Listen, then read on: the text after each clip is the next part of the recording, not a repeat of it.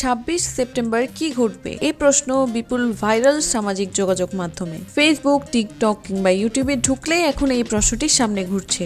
কেউ বিষয়টি নিয়ে আতঙ্ক প্রকাশ করছেন, কেউ বা রসিকতা করছেন, আবার কারো কারো পোস্টে সরল জিজ্ঞাসা কি হবে ওই দিন। আচ্ছা বলেন তো সবাই, এই 26 তারিখে কি ফেসবুকে ঢুকি, পেজে ঢুকি, যেখানে না যায় 26 তারিখ। ওই দিন কি শেখ হাসিনা দেশে ফিরবেন নাকি সবাই কোটিপতি হবেন? চলুন এই বিষয়ে বিস্তারিত জেনে আসি। ভিডিওটি না টেনে সম্পূর্ণ দেখার অনুরোধ রইল। সামাজিক যোগাযোগ মাধ্যমে ঢুকলে এখন একটাই প্রশ্ন, 26 তারিখ কি হবে? এ নিয়ে চলছে নানা গুঞ্জন। নেটিজনরা অনেকেই জেনে বা না জেনে পোস্ট করছেন 26 তারিখ নিয়ে। তাই সবার মনে কৌতূহল, কি ঘটবে ওই দিন। ফেসবুকে কেউ কেউ পোস্ট করছেন 26 তারিখ কি সাবেক প্রধানমন্ত্রী শেখ হাসিনা চট করে ঢুকে পড়বেন, আবার কেউ কেউ নিজের বিয়ের দিন বলে রসিকতা করছেন, আবার কেউ বলছেন বড়লোক হবেন। 26 তারিখ দেখাই দেবো আইফোন 16, এটা তো কোনো ব্যাপারই না। একবার আইফোন 16 প্রো ম্যাক্স কিনবো, 26 তারিখ দেখাই দেবো।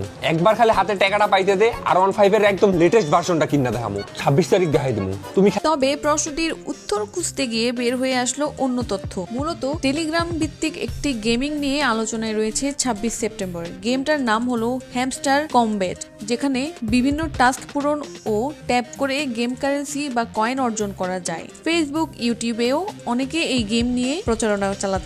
তাদের দাবি 26 তারিখে এই কয়েনগুলোকে ক্রিপ্টোকারেন্সিতে রূপান্তর করা যাবে বলে জানিয়েছেন গেমের নির্মাতারা। Hey there, my awesome CEO squad.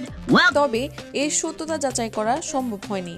আবার অনেকে বলছেন টেলিগ্রামে এমন অ্যাপ অনেক আছে, মাঝে মাঝে তারা গেম কয়েনগুলো ক্রিপ্টোকারেন্সিতে রূপান্তরের সুযোগ দিয়ে থাকেন। তবে মূলত টিকটকের কারণে হ্যামস্টার কমব্যাট বেশি পরিচিতি পেয়েছেন। অন্যদিকে এসব দাবির বিরোধিতা করে কেউ কেউ বলছেন এটি পুরোপুরি গুজব। এভাবে যদি কোটিপতি বা বড়লোক হওয়া যেত তাহলে মানুষ আর কাজ করত না।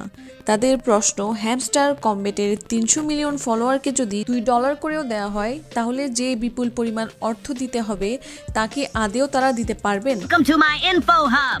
So I was scrolling through my feed and stumbled upon a few super interesting shorts. বিশেষজ্ঞরা বলছেন এই ধরনের গুজবের পেছনে সাধারণত অর্থ উপার্জনের মোটিভ থাকে। অনেকে এই ধরনের গুজব ছড়িয়ে দিয়ে মানুষকে বিভ্রান্ত করে এবং তাদের কাছ থেকে অর্থ আদায় করার চেষ্টা করে। এই ধরনের গুজবের কোনো সত্যতা নেই। আবার হতে পারে এটা তাদের গেমের মার্কেটিং পলিসি, কেননা এই গেম থেকে টাকা উপার্জন করার সুযোগ আছে বলে বিপুল একটা অংশ এই গেমে আসক্ত। আবার অনেকে জানতো না এই হ্যামস্টার কমব্যাট গেমটি সম্পর্কে, কিন্তু এখন বিপুল গুঞ্জনের মাধ্যমে না জানা মানুষও হ্যামস্টার কমব্যাট গেম সম্পর্কে জানছে। ফেসবুকে 1,56,000 মানুষ এই বিষয়টি নিয়ে কথা বলেছেন। এমনকি এখন বড় বড় নিউজ চ্যানেলেও হ্যামস্টার কমব্যাট নিয়ে নিউজ হচ্ছে। এর মাধ্যমে কিন্তু হ্যামস্টার গেমটির বিপুল মার্কেটিং হয়েছে।